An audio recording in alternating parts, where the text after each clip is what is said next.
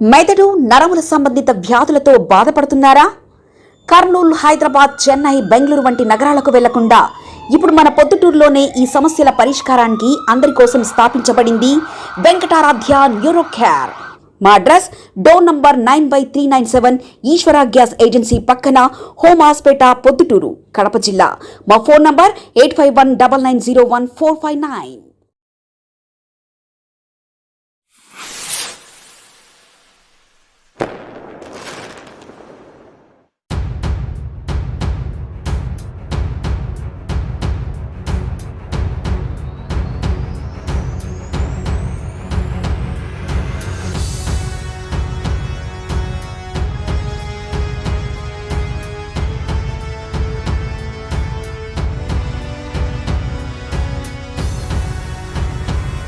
నా పేరు రామకృష్ణారెడ్డి అండి.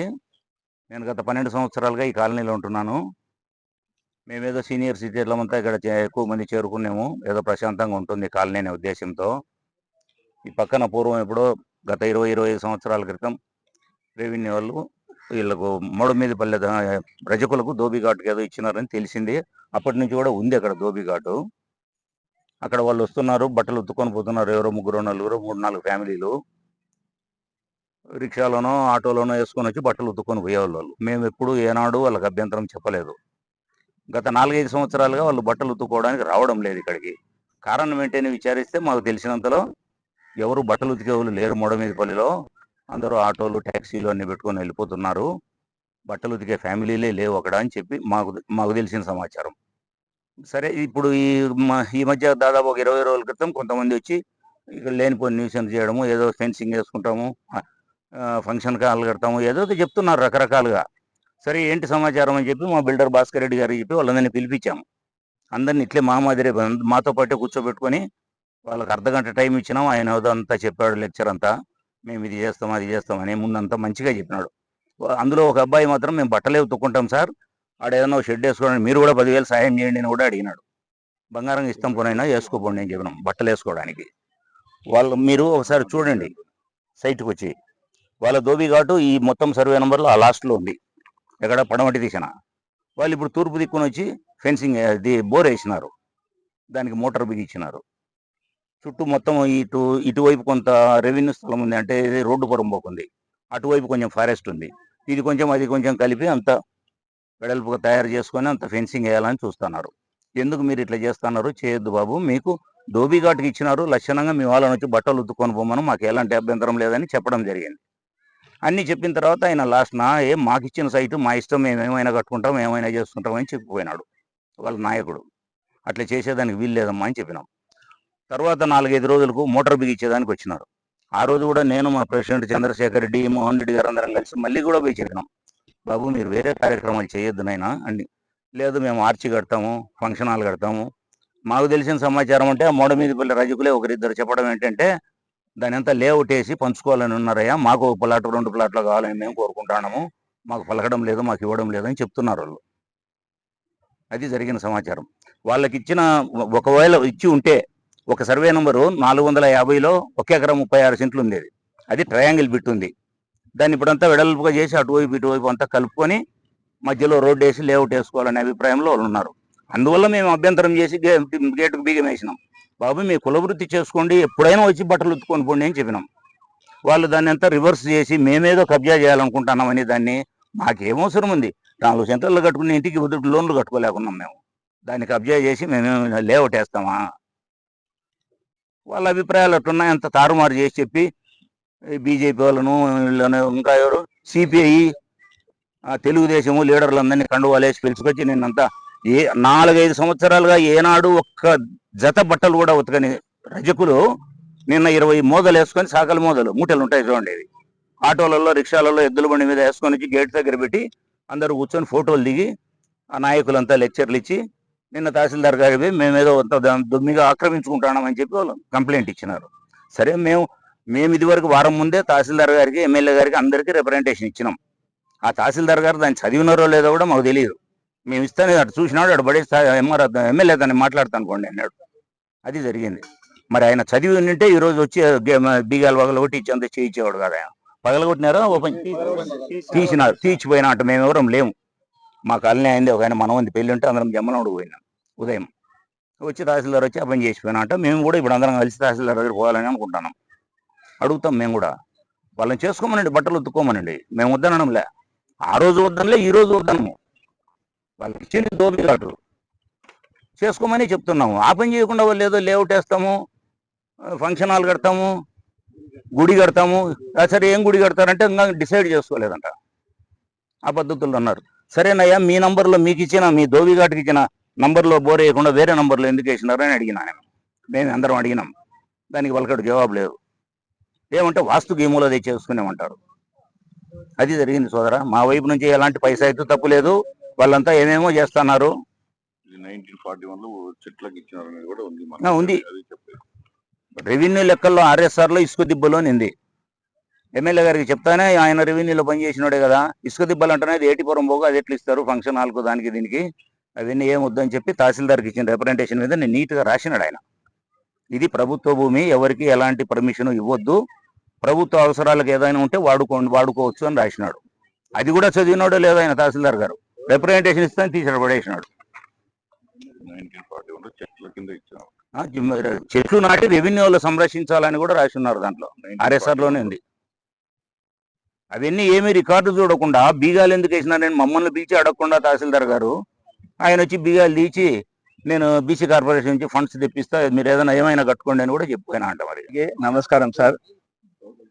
సార్ నేను కూడా ఇక్కడ దాదాపు ఒక 10 ఏళ్ల నుంచి ఇక్కడ కాపురం ఉంటున్నాను. నా పేరు మోహన్ రెడ్డి. ఇక్కడ వివిధ కుల వృత్తులు చేసుకుంటే వాళ్ళందరం ఉన్నాము. బీసీ వాళ్ళు ఉన్నారు, ఎస్సీ వాళ్ళు ఉన్నారు, ఎస్టీ వాళ్ళు ఉన్నారు, అలాగే ఇతర మతస్థులు కూడా అందరు ఉన్నారు సార్. మేము అందరం కలిసి కూడా ఇక్కడ సోదర భావంతో ఇక్కడ సహజీవనం చేస్తున్నాం అందరము. నేను దాదాపు ఈ మన రజక సోదరులు దోబిఘాటుకు వెళ్ళే దారిలోనే నా ఇల్లు ఉంది సార్. దాదాపు 10 ఏళ్ల నుంచి వాళ్ళు వాళ్ళ వృత్తిని నిర్వహించుకుంటూ ఉన్నారు. ఈ 4-5 ఏళ్ల నుంచి వాళ్ళు ఇటీవల ఈ వైపు రావడం లేదు. గతంలో వాళ్ళు వచ్చి వాళ్ళ యొక్క కులవృత్తి చేసుకుంటా ఉంటే గిన మేము కానీ మా కాలనీ వాసులు కానీ ఎటువంటి వాళ్ళకు అభ్యంతరం అయితే మేమైతే చెప్పలేదు. వాళ్ళు మళ్ళీ ఈ 4 ఏళ్ల నుంచి ఇక్కడికి రావడం లేదు. తర్వాత ఈ మధ్యకాలంలో ఒక నెల నుంచి వాళ్ళు అందరూ 20 మంది 30 మంది గ్రూపులుగా రావడము. సరే సార్. ఈరోజు ఉదయం అయితే గిన నిన్న అక్కడ ఏమీ లేని దాన్ని ఒక పెద్ద ఏదో సమస్య ఉన్నట్టుగా క్రియేట్ చేసినారు సార్ రజక సోదరులందరూ. మరలా ఈరోజు కూడా దాదాపు వాళ్ళు ఒక 20-25 మంది వరకు మళ్ళీ ఈరోజు రావడం జరిగింది. అదే సమయంలో మన తహసీల్దార్ గారు కూడా ఇక్కడికి రావడం జరిగింది. ఆ సందర్భంగా వాళ్ళతో మాట్లాడుతూ ఉండగానే నన్ను కూడా పిలవడం జరిగింది తహసీల్దార్ గారు. పిలిచి సార్ ఏమిటి సార్ సమస్య అని అడగడం జరిగింది. నేను ఉండే విషయం ఆయనకు చెప్పినాను. సార్ మాకైతేనా ఎటువంటి సమస్య లేదు సార్. వాళ్ళు రజక సోదరులు వాళ్ళ వృత్తి ఏదైతే గతంలో నిర్వహించుకుంటున్నారో అది వాళ్ళు చేసుకుంటేనా మా వరకు మాకు ఎటువంటి అభ్యంతరం లేదు సార్. కానీ వాళ్ళు అందుకు విరుద్ధంగా నాతోనే ఆయన బాబు అని ఒక ఆయన వాళ్ళ గ్రూప్ లీడర్ ఉన్నాడు. ఆయననే నాతో నేను అడిగితే అయినా గుడి కడతాడమని చెప్పినాడు ఆయన. ఏ దేవుడు సార్ అంటే అయినా లేదు, ఇంకా మేము నిర్ణయించుకోలే, ఏదో ఒక దేవాలయం కడతాము మా సంఘంలో మాట్లాడే అని ఒకసారి ఆయన చెప్పినాడు. తర్వాత వచ్చేసి ఇట్లా కమ్యూనిటీ హాల్ కడతామని ఒకసారి, మళ్ళీ తర్వాత మేము ఏదో ఫ్లాట్లు వేసుకొని ఇట్లా తలా ఒకటి పంచుకోవాలని ఈ విధంగా వీళ్ళు చెప్తున్నారు సార్. చెప్పడం వల్ల ఈ సమస్య వచ్చింది సార్ అని తహసీల్దార్ గారికి కూడా చెప్పడం జరిగింది. ఆయన కూడా ఇటువంటి పనులు అయితే చేయొద్దు, మీకు ఏదైతే ఏమి ప్రభుత్వం వారు ఇచ్చారో ఆ పనులు చేసుకోండి అని లోపలికి కూడా మమ్మల్ని ఎంఆర్ఓ గారు కీస్ అడగడం జరిగింది. సార్ ఇట్లా కీస్ తెప్పిండి సార్ ఇట్లా చూద్దామని తాళాలు తీసుకొని పోయినాము. సార్ కూడా లోపలికి వచ్చినాడు. నేరుగా దోబిఘాట్ దగ్గరికి వెళ్ళడం జరిగింది. దోబిఘాట్ దగ్గరికి వెళ్ళిన తర్వాత ఎంఆర్ఓ గారు మోటార్ రన్ చేయమని చెప్పినారు రజక సోదరులను. వాళ్ళు ఉండేసి సార్ ఇట్లా దాంట్లో నీళ్ళు ఏం రావడం లేదు సార్ అని సార్కి చెప్పడం జరిగింది. నేను కూడా ఆ సందర్భంగా సార్ చూడండి సార్ ఇట్లా ఈ మోటారే పని చేయడం లేదు, చేయకోకుండా అని వీళ్ళు అనవసరంగా నిన్న సీన్ అంతా క్రియేట్ చేశారు. కాబట్టి దయచేసి మీరు ఇవన్నీ గమనించండి సార్. మాకైతే వాళ్ళ వృత్తి చేసుకోవడానికి ఎటువంటి అభ్యంతరం లేదు సార్. ఇతర కట్టడాలు అయితే ఏదైనా ప్రభుత్వం రూల్స్ ఏ విధంగా ఉంటే ఆ విధంగా వాళ్ళు పర్మిషన్లు తెచ్చుకొని నిర్వహించుకోవచ్చు సార్ అనే విధంగా చెప్పడం జరిగింది సార్. ఆ సందర్భంగా తహసీల్దార్ గారు కూడా ఇక్కడ ఎటువంటి కట్టడాలు కట్టకూడదు, తర్వాత మీకు ఏదైతే నా ధోబీ ఘాటుకు కేటాయించారో అది మాత్రం మీరు నిర్వహించుకోండి. వాళ్ళు కూడా మీకు ఎటువంటి అభ్యంతరం చెప్పలేదు. కాబట్టి దయచేసి మీరు ఎవ్వరు కూడా అక్కడ ఎటువంటి కట్టడాలు ఈవెన్ ఏ షెడ్ కూడా ఎక్కడ కూడా వేయడానికి కుదరదు అనే విధంగా వాళ్ళకి చెప్పడం జరిగింది. అదే విధంగా మీకు ఏదైనా కానీ పర్మిషన్లు కావాలంటేనే మీరు ఏదైనా రిప్రజెంటేషన్ ఇస్తే కదా అది కలెక్టర్ గారికి పంపిస్తాము. వాళ్ళ దగ్గర నుంచి వచ్చిన తర్వాతనే మీరు ఏదైనా కానీ మీ నిర్మాణాలు ఏదైనా చేసుకోవాల్సి వస్తుంది. అటు కాకుండా మీరు ఏదైనా రూల్స్ వైలేట్ చేసేసి ఇతర కార్యక్రమాలు నిర్వహిస్తే గినా నేనైతే గినా మీ మీద క్రిమినల్ చర్యలు తీసుకుంటానని తహసీల్దార్ గారు కూడా వాళ్ళకి చెప్పడం జరిగింది సార్. ఈ విషయంగా మేము తహసీల్దార్ గారికి కూడా మేము ధన్యవాదాలు తెలియజేస్తున్నాము.